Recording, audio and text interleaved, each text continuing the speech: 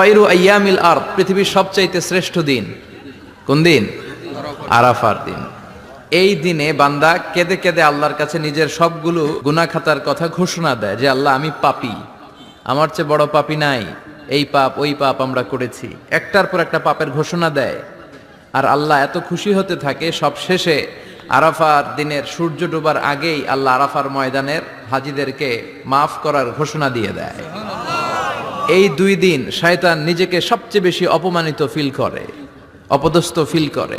অনুরূপভাবে 365 দিনের প্রতিদিনই বান্দা যখন আল্লাহর কাছে ক্ষমা চায়, আল্লাহ তখন খুশি হয়ে যায়। সুবহানাল্লাহ পড়েন। আর শয়তান নারাজ হয়ে যায়। আমাদের মিশন হচ্ছে আমরা আল্লাহরে খুশি করতে চাই, আর শয়তানের বিরুদ্ধে আমাদের অবস্থান। চিল্লায় বলেন ঠিক কিনা? এজন্য সব সময় প্রশংসা করব কার?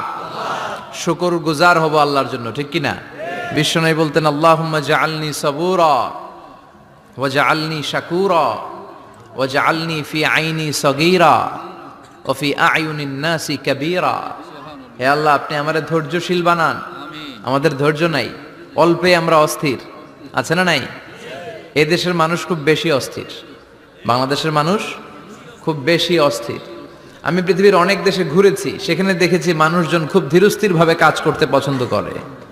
সুপার শপে যদি কিনতে যায়, they maintain the queue in super shop. Super শপে লম্বা লাইন, সবাই যে ওখানে ভদ্রভাবে দাঁড়ায়, একজনের পর একজন যাবে। টিকিট কাটতে যাবে, লম্বা লাইন, একজনের পর একজন দাঁড়ায়, একজন যাবে আরেকজন। তো ওখানে যদি কোনো বাঙালি থাকে, তখন দেখা যায় তার অস্থিরতা। কেন সামনে এত লাইন, এত সময় লাগে কেন, আমি কখন পাবো, আমার কি হবে? অস্থিরতা আছে না নাই? মানে সে পারে না সামনে সবাইকে ডিঙ্গিয়ে আগে যে টাকা পে করবে, আগে যে টিকিট কাটবে। এই অস্থিরতা আমাদের কমাইতে হবে, ধৈর্যশীল হতে হবে। গোটা বিশ্বব্যাপী আমাদের এই বাংলাদেশের মানুষের এই বদনাম যে আমরা অস্থির প্রকৃতির, আমরা ঠান্ডা মাথায় ভাবি না। ঠান্ডা মাথায় ভাবতে হবে, ধৈর্যশীল হতে হবে। ইন্নামা সাবরু ইনদা সাদামাতিল উলা। বিষ্ণু বলেছেন বিপদের প্রথম ধাক্কায় যে সবর ধারণ করতে পারে সেই তো সবুর। এজন্য বিষ্ণু দোয়া করতেন আল্লাহুম্মা জাআলনি সাবুরা, আল্লাহ আপনি আমার ধৈর্যশীল বানান।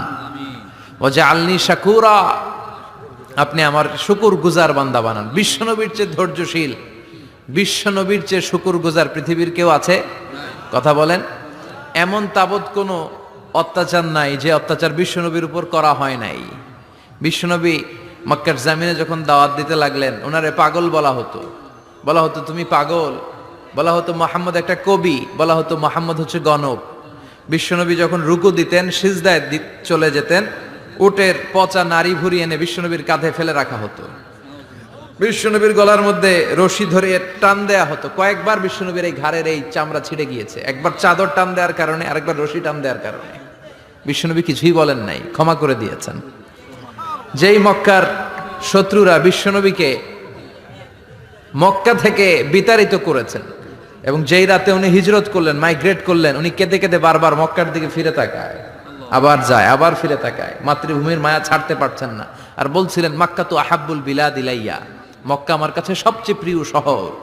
লাউলা উখরিজতু লামা খরাজতু মিনহা, আমার যদি বের করে না দেয়া হতো এই শহর থেকে, আমি কোনোদিন এই শহর থেকে বেরোতাম না। এত ভালোবাসতেন বিশ্বনবী মাক্কাতুল মুকাররমাকে। ধৈর্যশীল ছিলেন। এত অত্যাচার অনাচারের পরে যখন মক্কা বিজয়ের ক্ষণ আসলো, এই মক্কাকে বিশ্বনবীর করতলগত করে দিল কে? ফাতে মক্কা হলো। বিশ্বনবী চাইলে পিছে পিছে প্রতিটা কাফের মুশরিককে শেষ করে দিতে পারতেন, ঠিক কিনা? কিন্তু বিশ্বনবী বললেন লা তাসরিবা আলাইকুমুল ইয়াউম ইযহাবু আনতুমুত তুলাকা। কোনো রিভেঞ্জ চলবে না আজকে, কোনো প্রতিশোধ নাই। একেবারে বড় যুদ্ধাপরাধী যারা, মারাত্মক যারা অফেন্স করেছে, তাদেরকে শাস্তির আওতায় আনা হবে, বাকি সবাইকে আমি ক্ষমা করে দিলাম। In the long history of the world, there is no instance of magnanimity and forgiveness which was showed by our beloved Prophet Muhammad when all of his enemies laid under his feet and he forgave them one and all. পৃথিবীর ইতিহাসে এরকম নজির কোথাও পাওয়া যায় না, যাকে এত অত্যাচার করে বিতাড়িত করা হয়েছে, নির্বাসন দেয়া হয়েছে, হিজরতে বাধ্য করা হয়েছে। তিনি যখন ওই শহরকে আবার বিজয় করলেন, কাউকে আঘাত করলেন না, আগুন জ্বালিয়ে শহরটাকে জ্বালিয়ে দিলেন না, ওদের বংশকে নির্বংশ করলেন না, বরং মুচকি হেসে উনি বললেন যাও ক্ষমা করে দিলাম। কি ধৈর্যশীল ছিলেন! আবার দোয়াও করতেন, আল্লাহুম্মা জাআলনি সাবুরা, আল্লাহ আপনি আমার ধৈর্য বাড়ায় দেন। ওয়া জাআলনি শাকুরা, আপনি আমার শুকর গুজার বানান। ওয়া জাআলনি ফি আইনি সাগীরা, আল্লাহ আমার চোখে আপনি আমারে ছোট বানান। ওয়া ফি আয়ুনিন নাসি কাবীরা, আল্লাহ মানুষের চোখে আপনি আমারে বড় বানান। কি মানুষ ছিল, নিজের চোখে নিজে ছোট থাকতে চাইতেন। আমরা নিজের চোখে নিজের বড় মনে করি, এরকম ডাকাইত আছে না নাই? নিজেরাই নিজে মনে করে কত বড় সাহেব, লাট সাহেব। মান তাওয়াদা তারাফা, এটা হচ্ছে সুন্নাতুল্লাহি ফিল আরদ। মান তাওয়াদা তারাফা, যে নিচে নেমে থাকতে চায় আল্লাহ ওরে টেনে উপরে উঠায়, আর যে খালি উঠতে চায়, হিংসা করে অহংকার করে উপরে ঠেলতে চায়, ওরে নিচে নামায় দেয় কে? সাইয়েদনা আদমকে আল্লাহ বললেন, আদম সাল্লিমা আলা উলাইকান নাফার লাম্মা খালাকাল্লাহু আদামা ওয়া কানা তুলহু 60 যিরাআন। নিচে নেমে গেলে যে উপরে ওঠে, আর উপরে উঠতে চাইলে যে নিচে নামে, উদাহরণ দেখেন। আদম আলাইহিস সালামকে তৈরির পর আল্লাহ বললেন, আদম সাল্লিমা আলা উলাইকান নাফার, এই ফেরেশতাদের সালাম দাও। কি দাও? সালাম দাও। কোনো প্রশ্ন নাই, আল্লাহ সালাম দিব কেন? ফেরেশতারা আমারে দিব না কেন? আমি আগে দিমু কেন? কথা আছে কোনো? যেই সালাম দিলেন, সালাম দেওয়ার সাথে সাথে ওনার মর্যাদা বাড়িয়ে দিল কে? এত মর্যাদা বাড়ালেন যে নূরের ফেরেশতারা মাটির আদমকে সেজদা দিতে বাধ্য হয়েছে। চিৎকার করে বলেন ঠিক কিনা? তুমি মাটির আদমকে প্রথম সৃষ্টি করিয়া ঘোষণা করিয়া দিলে শ্রেষ্ঠ বলিয়া, তাই তো নূরের ফেরেশতা করে আদমকে সেজদা, সবার চেয়ে সম্মান দিলে মাটির আদমকে। আল্লাহু আল্লাহু পড়েন, আল্লাহু আল্লাহু তুমি জাল্লে জালালুহু, শেষ করা তো যায় না গে তোমার গুণগান। আল্লাহু আল্লাহু, সুবহানাল্লাহ পড়েন।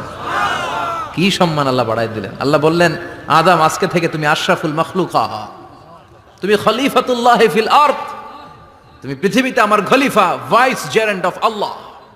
আল্লাহর খলিফা, আল্লাহর আহকামগুলো পালনের জন্য ভাইস জেরেন্ট। চুরি করলে হাত কেটে দাও, কার আইন? এই কাজ আদম তুমি দুনিয়াতে যেয়ে করবা। জিনা করলে ডেথ পেনাল্টি, হেড অফ, শিরোচ্ছেদ করে দাও, কার আইন? খলিফা হিসেবে মানুষ এসে করবে। মানুষকে আল্লাহ আশরাফুল মাখলুকাত বানিয়ে দিলেন, নিচু হয়েছে বড় বানিয়ে দিলেন। আর শয়তানের অবস্থা কি? শয়তানকে আল্লাহ বললেন সেজদা দে আদমকে। শয়তান যুক্তি দাঁড় করিয়েছে, খালাকতাহু মিন তিন খালাকতানি মিন নার ওয়া খালাকতাহু মিন তিন। আল্লাহ আপনি আমারে বানাইছেন আগুন দিয়া। কি দিয়া? আগুনের ধর্ম উপরের দিকে ওঠে, আর মাটির ধর্ম সে নিচে পড়ে থাকে, আমি কেন সেজদা দেব? শয়তানকে চিরকালের জন্য ইবলিস, মালউন, অভিশপ্ত আর জাহান্নামী হিসেবে ঘোষণা দিয়ে দিল কে? এজন্য আপনি ছোট থাকতে চাইবেন, আপনারা বড় বানাবে কে? আর আপনি নিজে যদি বলেন আমি বড়, থাপ্পড় মেরে আপনারা নিচে নামাই দিবে কে? এজন্য বিশ্বনবী দোয়ায় বলতেন, আল্লাহুম্মা জাআলনি সাবুরা ওয়াজআলনি শাকুরা ওয়াজআলনি ফি আইনি সাগীরা ওয়া ফি আয়ুনিন নাসি কাবীরা। ও আল্লাহ, আপনি আমারে ধৈর্যশীল বানান, আপনি আমারে শুকরগুজার বান্দা বানান, আমার চোখে আমারে আপনি ছোট বানান, মানুষের চোখে আপনি আমারে বড় বানান। সুবহানাল্লাহ পড়েন। এজন্য সবসময় শুকরগুজার থাকার চেষ্টা করতে হবে। রাজি আছেন তো? যে কোনো মুহূর্তে, যে কোনো পরিস্থিতিতে আমরা শুকরিয়া করব কার? চিল্লায় বলেন কার? আমরা যেন বেশি বেশি আল্লাহ তাআলার শুকরিয়া আদায় করতে পারি। আল্লাহ তুমি তৌফিক দাও। সবাই পড়ি আমিন।